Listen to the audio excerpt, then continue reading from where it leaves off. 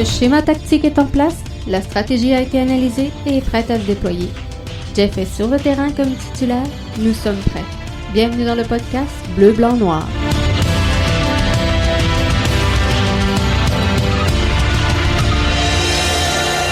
Sincèrement, il vient me chercher cette vidéo-là. Je l'aime vraiment bien et j'ai adoré la présentation, bien qu'elle soit relativement courte. Mais j'ai vraiment aimé ce qu'on a eu aujourd'hui. On espérait avoir quelque chose qui allait tisser des liens avec l'histoire. On espérait avoir quelque chose qui allait retracer un peu l'historique de cette formation-là. On l'a eu. Maintenant, le maillot, il est-tu beau, il est-tu pas beau? Sincèrement, moi, personnellement, mon point de vue, c'est ce qui se passe sur le terrain qui est important. Donc, le maillot, il est-tu beau, il est-tu pas beau? À un moment donné, ça devient une question de goût. Si on le prend tout seul, est-ce qu'il est parfait?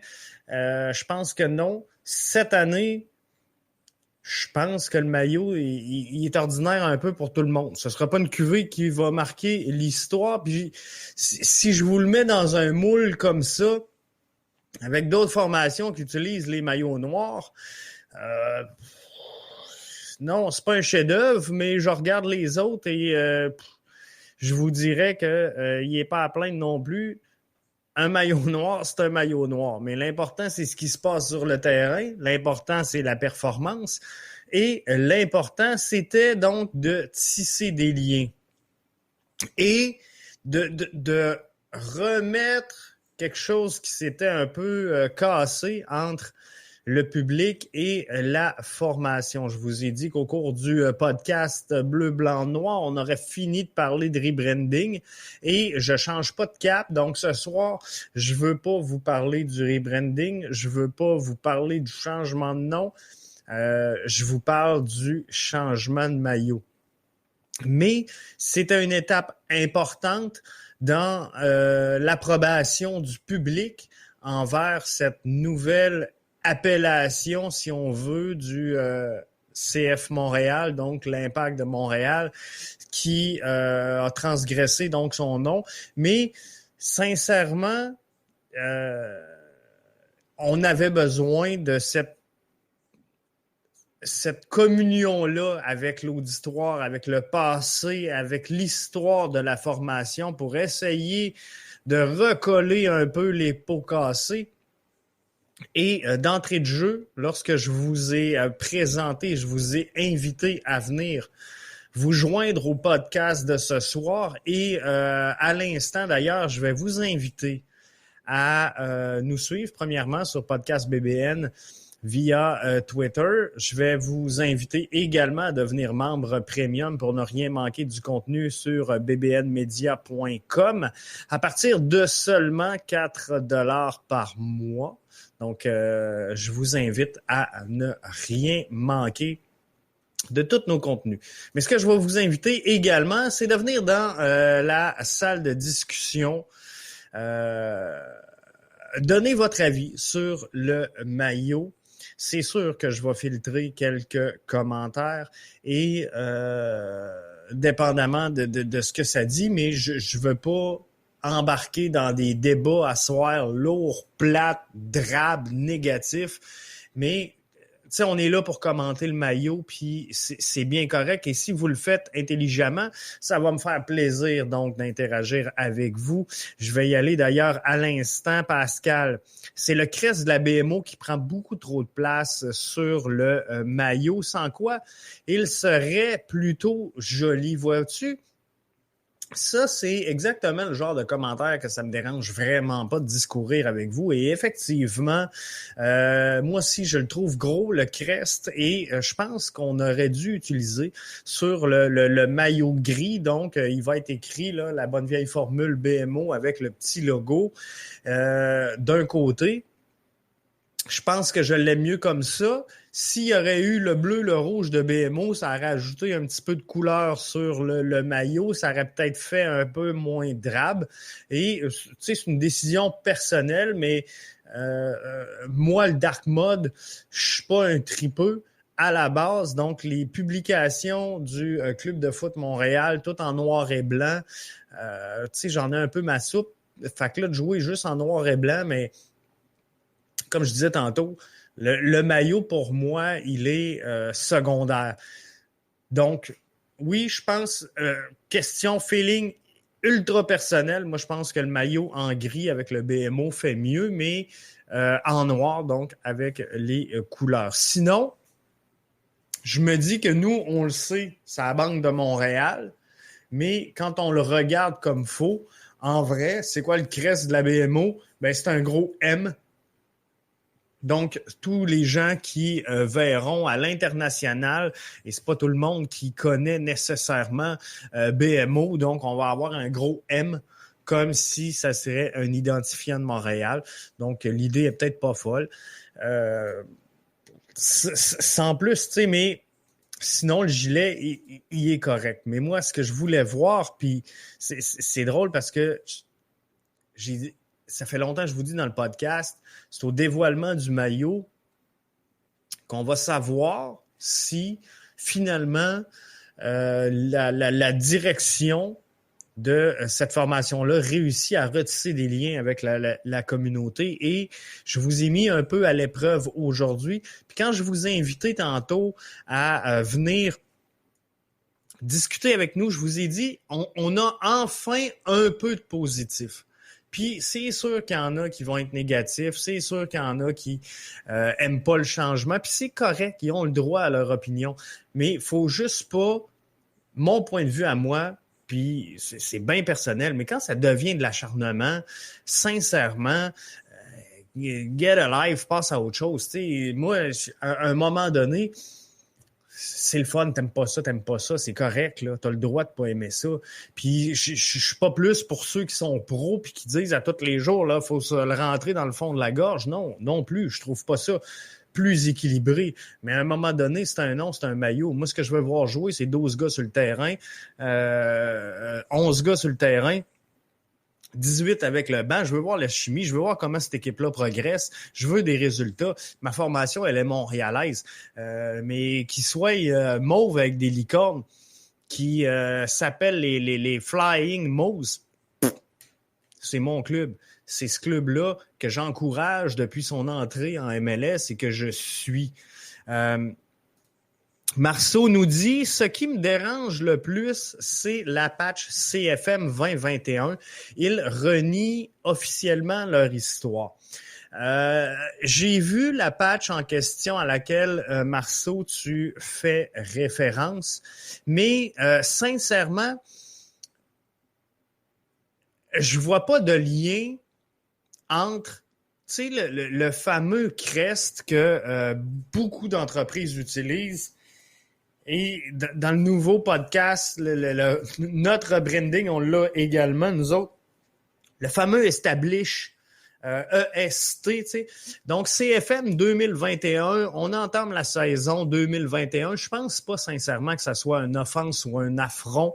Et dans toutes les publications, Marceau, du CFM depuis l'annonce du rebranding, il y a toujours eu 92, 2012, 2021. Donc, les dates importantes ont toujours été là. Alors, je le vois pas comme un establish, tu sais. Moi, personnellement, je pense que, c'est le maillot 2021, on l'a souligné comme ça.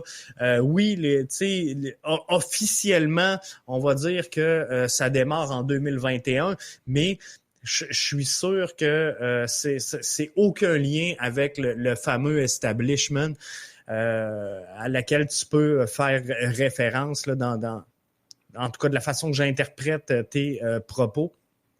Pour le moment, donc, moi, je le vois pas comme ça. Mais quand je vous disais, donc, que malgré tout, j'espère, Marceau, avoir bien répondu, quand je vous ai dit que malgré tout, il y avait un peu de positivisme aujourd'hui, je vous lance une question ce matin sur les réseaux sociaux. C'est le grand jour de dévoilement. C'est le grand jour. Est-ce que le dévoilement peut rallier, vous croyez? Et voyez-vous, 62-38, on est à non. Il n'y a rien à faire. Le dévoilement ne peut pas rallier. Et moi, je crois dur comme fer que si le dévoilement est bien fait, si les prochaines étapes sont bien faites pour cette formation-là, on va retisser des liens. Parce que moi, mon point de vue, c'est que ce qui t'apporte du monde, ce qui t'apporte des fans, ce qui t'apporte des supporters, appelez-les comme vous voulez, ce qui met du monde dans le building, ce qui crée une hype autour d'un club, c'est un club qui gagne. C'est un club qui win, c'est un club qui prend sa place, qui rayonne. Et, tu sais, ça, c'est mon point de vue à moi, puis vous avez le droit de pas le partager, amplement à vous. Alexis nous dit, sur cette question-là, tout ce que je demande, c'est que si le club fait allusion au passé dans la vidéo, entre parenthèses, ce sera le cas, c'est que les gens l'admettent et prennent le temps d'admettre que le club a écouté les fans à ce niveau-là. Et j'espère que les gens ne seront pas de mauvaise foi en critiquant. Donc ça, c'était un commentaire d'Alexis sous la publication que je mets ce matin. Et 62, on ne peut pas rallier contre 38. Vous avez le droit. Vous avez amplement le droit de le voir. Mais moi, à 8 heures un matin, je lance la question, je la mets en ligne jusqu'à 11 heures. J'attends de voir les réponses. 11 heures, le vidéo est publié. Ça sort et je vois quelques commentaires positifs et il y a des belles allusions là dans le vidéo. Que vous aimiez le rebranding, que vous ne l'aimiez pas, que vous soyez d'accord, que vous soyez pas d'accord avec ce rebranding-là, les fans ont dit publiquement, haut et fort, qu'il fallait que cette formation-là, que la direction écoute davantage les fans, fasse place à l'histoire. Hein? Ce qui nous faisait peur dans ce rebranding-là, c'était quoi? C'était de renier l'histoire, de cacher ce qu'on était, de renier le passé. Je pense qu'on a atténué ça. Et le vidéo, d'après moi, là, il n'est pas fait depuis le mois d'octobre l'année passée. Là. Comprenez-vous? Fait qu'à un moment donné, on a écouté à gauche et à droite, puis non, on n'a pas appelé tout le monde un par un, puis dire « Hey, toi, tu penses quoi? Tu penses quoi de notre campagne? Qu'est-ce qu'on fait? Comment on le modifie? » Non. On est allé avec globalement ce qui ressortait. Et moi, c'est ce que j'ai vu. Là. Exactement comme Alexis, ce que les gens craignaient le plus, je crois, dans le rebranding, c'était cette cassure-là avec le passé. On disait que en changeant le nom, en changeant le logo, on reniait l'histoire de cette formation-là. Aujourd'hui, on a fait des liens importants. On a vu le centre Claude Robillard, on a vu des trophées, on a vu des maillots, on a vu des joueurs, on a vu des moments importants de l'histoire de cette formation-là et on a vu ce qui sera sans aucun doute. Je pensais qu'on allait l'annoncer clairement aujourd'hui. Mais je pense qu'on a vu le capitaine. Je suis pas sûr à la fin du vidéo, quand Samuel Piette regarde comme ça, que c'est vraiment le Crest MLS qui regarde. D'après moi, c'est pour nous faire comprendre que il va y avoir quelque chose par-dessus sa manche dans son cas. Donc, 11 heures, le vidéo, il sort. Sincèrement, j'ai trouvé la qualité de la production superbe. Tout est bien fait, tout est bien présenté. Je trippe moins sur le dark mode, là, tu sais, goût personnel. Mais le vidéo, sincèrement, je suis obligé de vous dire qu'il est venu me chercher et que ça a été bien fait. Avant de vous présenter la deuxième phase de mon sondage, je retourne aux commentaires. Pascal qui nous dit « D'un point de vue visuel, je trouve que le vidéo était réussi. Cependant, les textes étaient cousus de phrases vides. » Tu sais, longtemps, Pascal, j'ai senti qu'on reprochait à cette formation-là de ne pas avoir d'identité. Et là, on essaie de s'en donner une. Et je sens aussi que les gens ne sont pas contents. Mais si tu veux attacher quelque chose à l'Impact, à cette formation-là, c'est quoi que tu veux? Comment je pourrais dire? Qu'est-ce qu'on peut attacher à Montréal à travers la planète? Tu sais, si vous sortez de Montréal, prenez l'avion, vous allez en vacances. Moi, j'ai tout le temps trouvé ça, sincèrement, d'un ridicule consommé que chaque fois que je me ramasse, peu importe où je voyage dans le monde, chaque fois que je me ramasse dans une boutique souvenir ou dans un endroit qui fait une interprétation du Canada ou de la réalité nord-américaine ou de Montréal, de Québec, c'est quoi qu'on voit? Hein? On voit des orignales, on voit la chaîne de montagne, on voit le château Frontenac, puis bien des produits de l'érable. Tu sais, c'est ça, là. Le rayonnement de Québec, la province, à travers le globe et de notre partie est canadienne, c'est quoi? C'est les orignaux, les castors. Puis, tu sais, des fois, il faut que tu les cherches longtemps. Hein? Même les orignaux, là. Promenez-vous à Montréal, promenez-vous à Québec, là. Cours pas les rues, un orignal, là. Mais partout dans le monde, c'est comme ça. Vous rentrez dans un stand et, tu sais, c'est décevant que on n'ait pas pu ajuster en 2021 cette image-là, mais c'est ça notre image. Donc, si on fait la promotion à travers... Tu sais, on veut promouvoir l'identité québécoise, montréalaise de cette formation-là. On travaille sur quoi? C'est quoi le dénominateur commun? On va-tu travailler avec les orignaux? Non. On va avoir la fou. On va-tu travailler avec le sirop d'érable? Non plus. On va-tu travailler avec la chaîne de montagne? Colorado le font. Est-ce qu'on aurait pu travailler avec les montagnes? Peut-être, mais je ne le sais pas. On a travaillé la nordicité, on s'est donné un angle. Sincèrement, Pascal, je trouve exactement comme toi les phrases. Tu sais, moi, personnellement, c'est pas quelque chose qui vient me chercher. Là, le sang glacé, puis tout ça, j'ai un peu de difficulté. J'ai un peu de difficulté à comprendre ça, mais je comprends qu'on a voulu mettre l'accent sur la nordicité, mais c'est pas tant de Montréal, puis c'est pas tant qu'on joue au soccer l'été, puis que ça n'a rien à voir, les flocons. Non, c'est notre réalité ici, au Québec.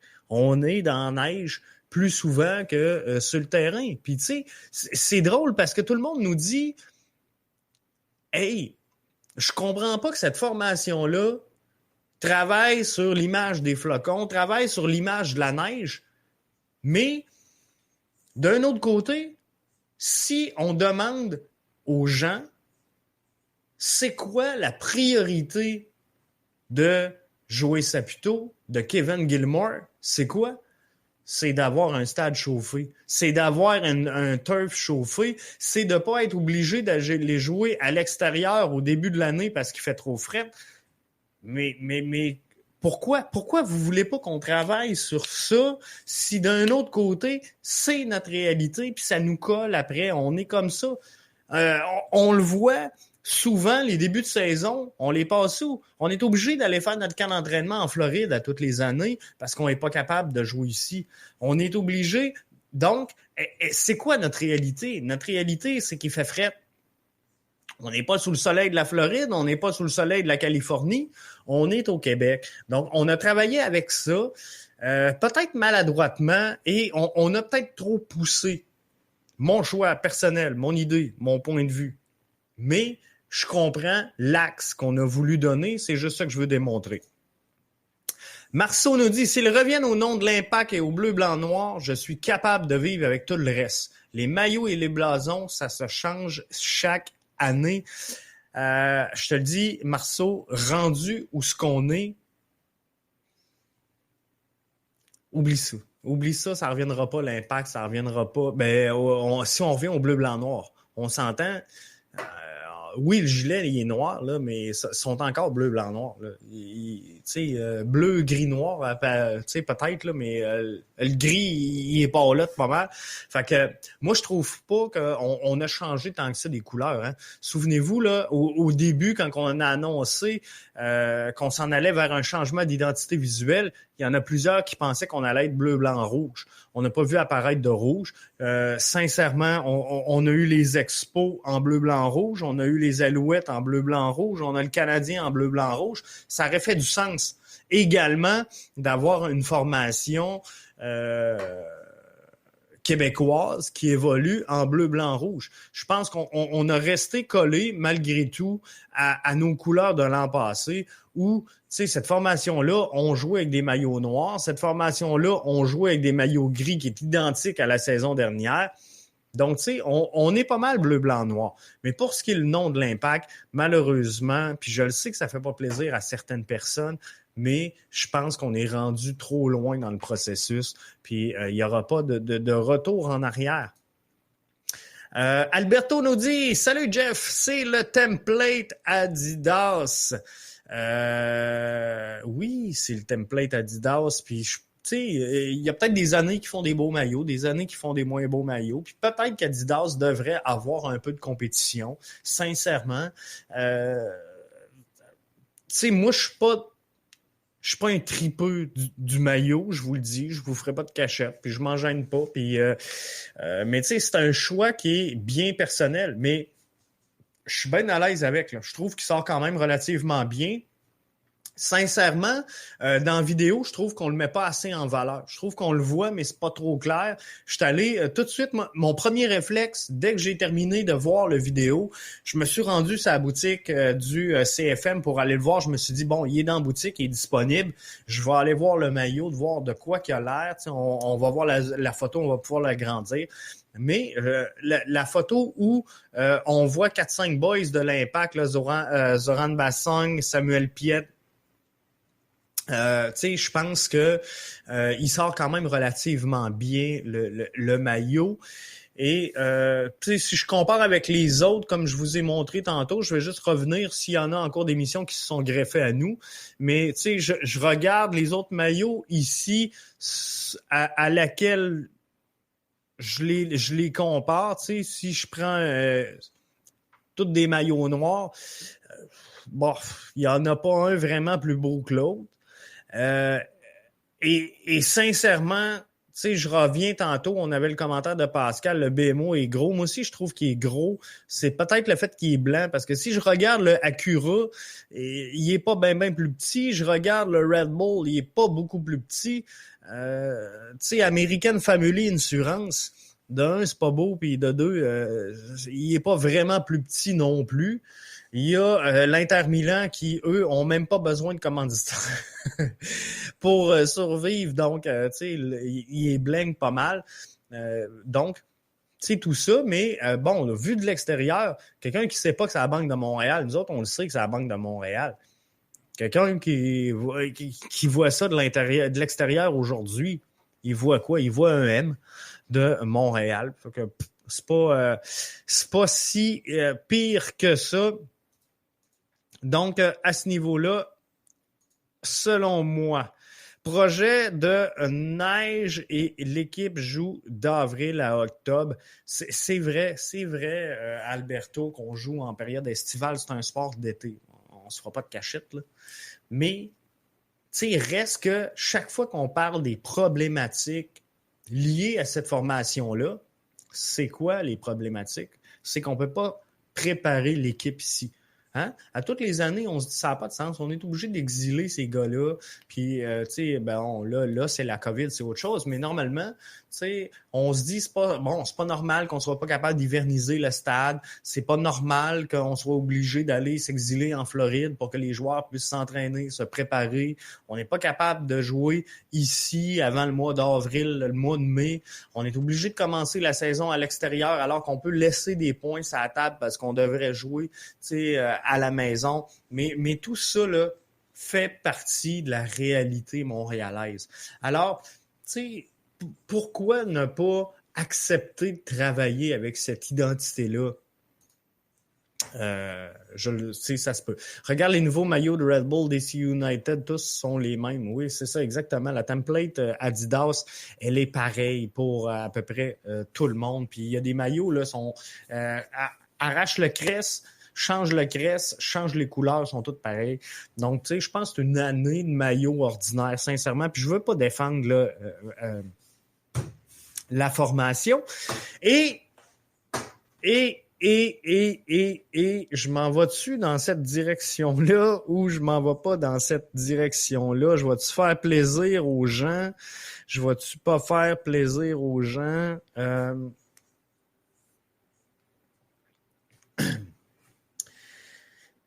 Le fameux maillot.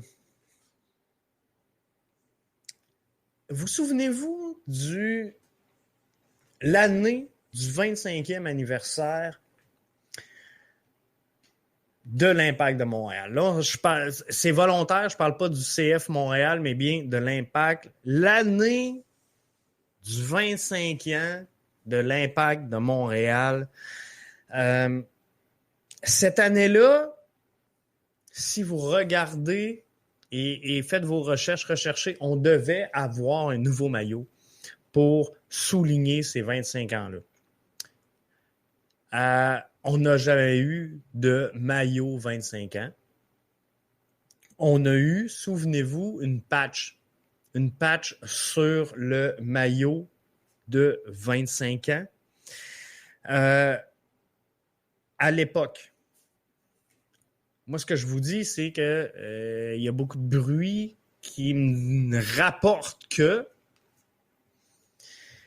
l'Impact de Montréal aurait refusé le maillot présenté par Adidas pour le 25 ans parce que le maillot était noir. C'est peut-être pas vrai. C'est peut-être quelque chose à gratter. C'est comment je pourrais dire, le bruit de fond qui m'est venu aux oreilles.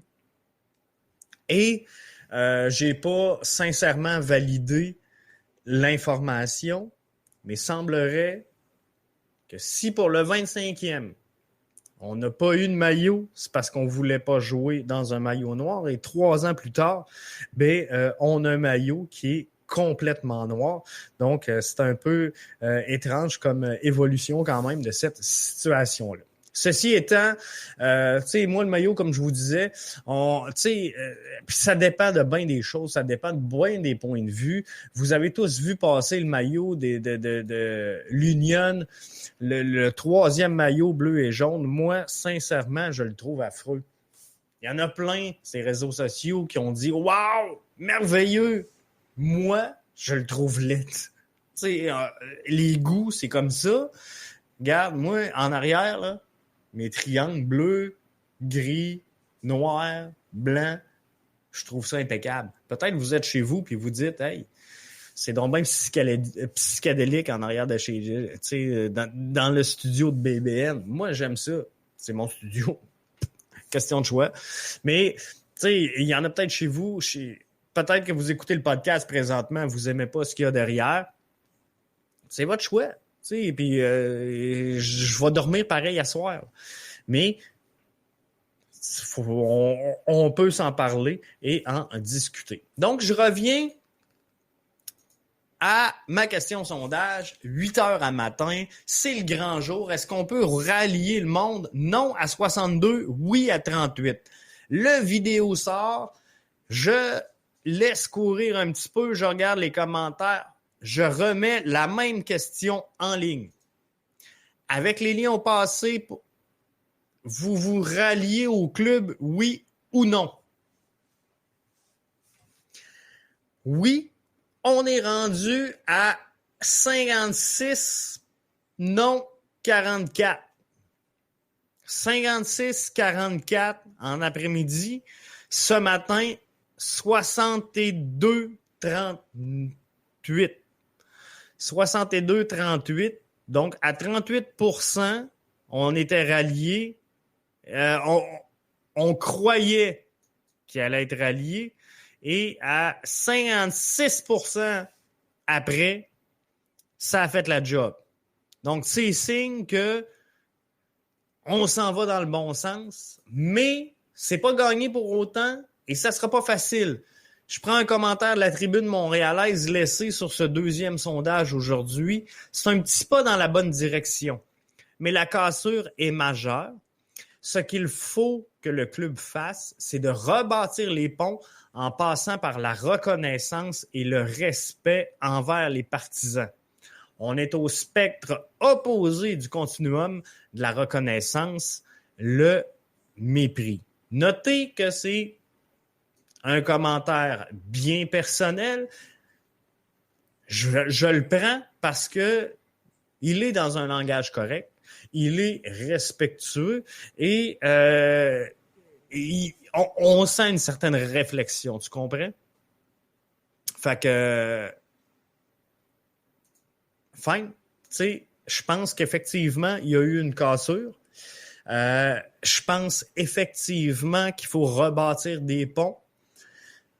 Le moyen qu'on va le faire, la tribune montréalaise pense que c'est par la reconnaissance et le respect envers les partisans. Sincèrement, je ne crois pas, mon avis, encore une fois, très personnel, je ne crois pas que ça passe par un lien direct entre la formation et les partisans. Je pense que la prochaine étape, c'est ce qui va se passer sur le terrain. Pascal nous dit, pendant ce temps-là, c'est toujours 0-0 Canada, États-Unis. Est-ce qu'on a eu, je pense, parce que là, fallait que je prépare le podcast, mais est-ce que j'ai vu passer que on aurait présentement une Québécoise sur le terrain? Parce que je sais qu'il n'y en avait pas, Pascal. Je sais pas. J'imagine que si tu le mets, c'est parce que tu suis le match en live en même temps que tu nous parles.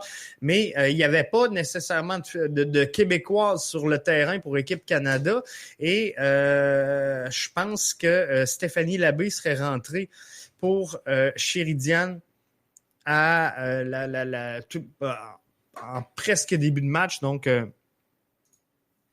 faudrait voir. Je pense qu'il y a une Québécoise sur le jeu.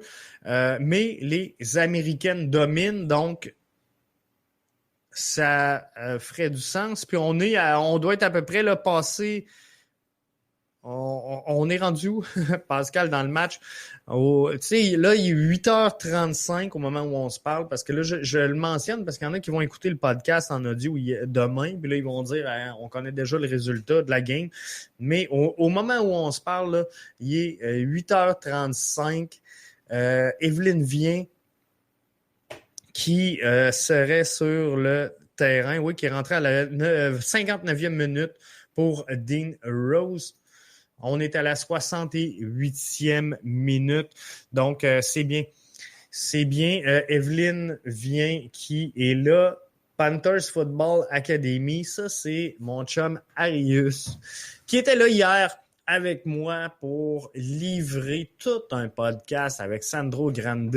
J'espère que vous étiez là. J'espère que vous nous avez écoutés. Et sinon, allez le chercher. Il est partout, sur Twitter, sur Facebook, sur YouTube, sur le site de BBN Media.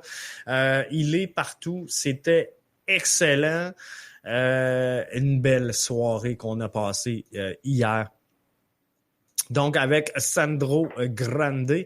Donc, merci pour le suivi sur le match Canada-États-Unis, hein. Puis on essaye de vous faire la promotion donc du soccer féminin ici, hein. Ça fait quelques fois qu'on vous en parle, moi et Arius. Donc, merci Pascal de nous avoir levé le flag sur une petite mise à jour de cette rencontre-là. Une rencontre qui est quand même relativement intéressante à suivre entre les deux formations. Donc, on espère beaucoup de succès. Donc, est-ce qu'on est en ligne? Est-ce que ça va bien? Est-ce qu'on va dans le bon sens? Moi, je pense que oui. Mais pour rebâtir des ponts, donc, je pense pas que ça soit mon point de vue, là, la reconnaissance et le respect envers les partisans. C'est sûr qu'il en faut. C'est sûr que c'est important. Mais je pense que dans le passé, ça n'a jamais été la force nécessairement à l'époque de l'Impact de Montréal et ça n'a pas empêché les gens quand même de suivre malgré tout cette formation-là. Donc moi, je pense que dans la prochaine étape, le gage du succès, c'est de devenir un peu à l'image du Crew de Columbus, de prendre cette formation frêle, jeune, fragile, de construire un noyau, une colonne vertébrale intéressante avec ces jeunes joueurs-là, de les développer et de prouver qu'on a une formation capable de graduer les étapes et de connaître éventuellement du succès au sein de la MLS, au sein du championnat canadien, en Ligue CONCACAF. Et dans 2-3 ans, lorsque nos jeunes joueurs qui sont en place cette saison auront eu des minutes de jeu, auront appris à jouer dans la réalité MLS, je pense sincèrement que là, ce sera le moment d'aller signer un grand joueur pour venir ajouter cette étincelle-là qui va faire toute la différence. On a eu dans le passé des Didier Drogba, on a eu des Marco Di Vaio, on a eu des Nacho Piatti. On n'a jamais été capable de connaître les grands honneurs en championnat MLS. On ne s'est jamais rendu au bout de la Ligue des champions de la CONCACAF. Je pense sincèrement qu'on a entré des très bons joueurs. Par contre, il n'y avait rien autour pour nourrir ces joueurs-là. Il n'y avait rien autour pour alimenter ces grandes vedettes. Donc, moi, je pense qu'on est en train de bâtir un club et c'est de partir par le bon endroit.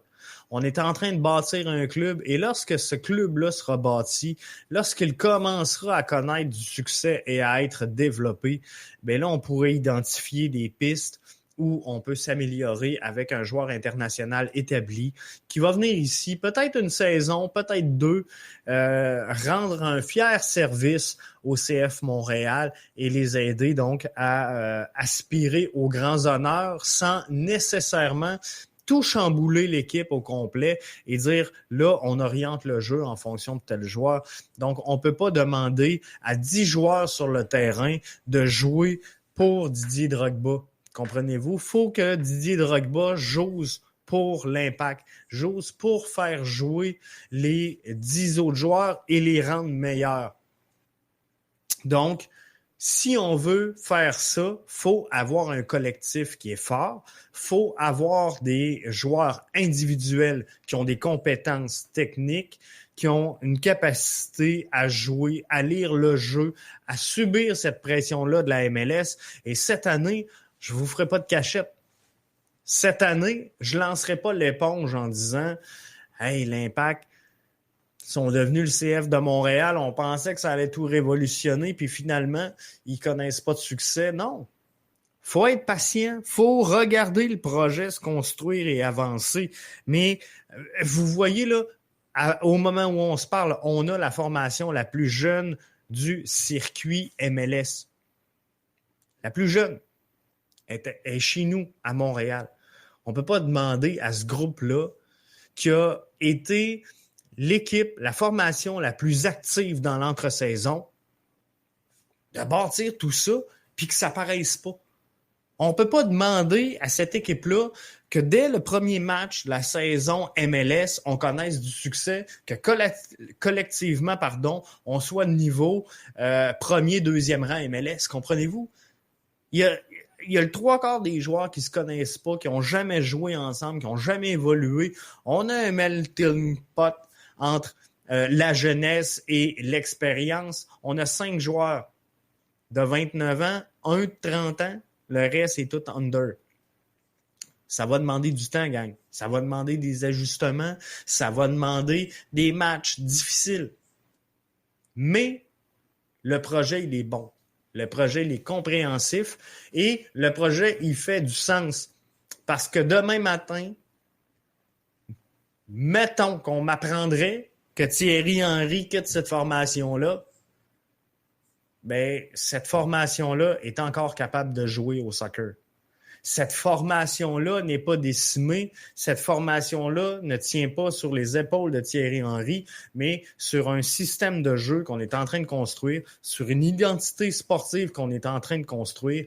Donc, de changer d'entraîneur-chef, même si je pense qu'il faut prôner la stabilité à ce poste-là pour quelques saisons, je pense que, sincèrement, le projet il est viable. Pascal nous dit on a des doublures de qualité pour chacun des postes.